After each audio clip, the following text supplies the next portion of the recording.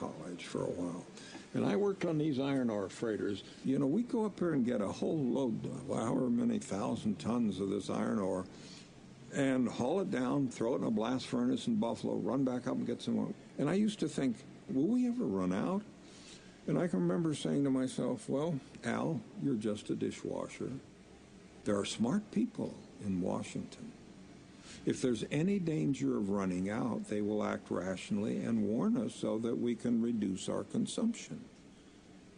And I'm ashamed to admit how many years it was before I realized that my trust was misplaced.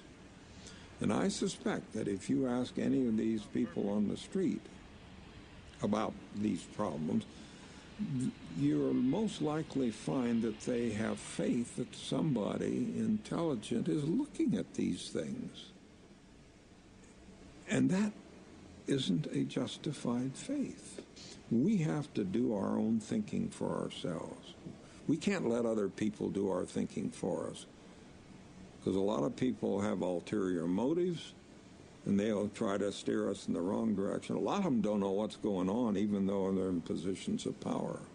The thing that we miss in this country is a national leader in the White House who will go up and say, hey, this is a problem. Look at the numbers. We need to have 2 years to have a national dialogue on the question, what should our future be in order to live within the resources that we have and to have a good future for everybody. And out of this 2 years of dialogue from coast to coast with political leaders and leaders in all aspects of life, we're going to try to come down with some kind of a reasonable policy statement that we'll use for guidance.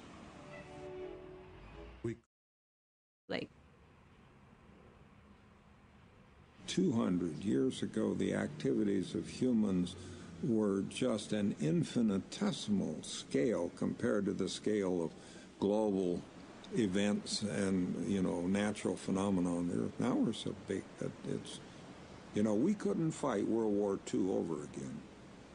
It was fought on gasoline. Much of it was from the continental U.S. It's all gone. It's depleted. And right now, it's ironic that we're waging war in Iraq using Middle East oil against Middle East people. And no matter what politicians say, a central part of the war is petroleum.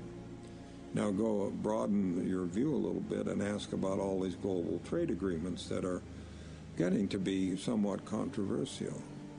I think that one of the principal motivations behind the U.S. support for those agreements and its support from both Democratic and Republican Party is to allow us to get our hands on their resources before they get developed and want to use them for themselves. We want to go to other countries and take their resources to drive our SUVs.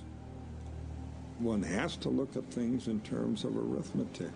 And the interesting thing is that arithmetic and science that sort of goes with it, these aren't democratic.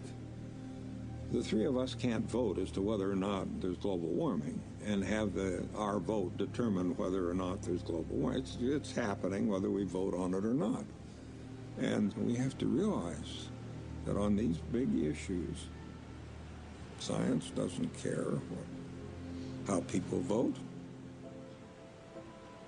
Just going its own way, responding to the things that we do, the way we insult the environment and so on. And of course, if we don't stop population growth, nature will. And it'll be the four horsemen of the apocalypse. It'll be disease and war and famine, that sort of thing.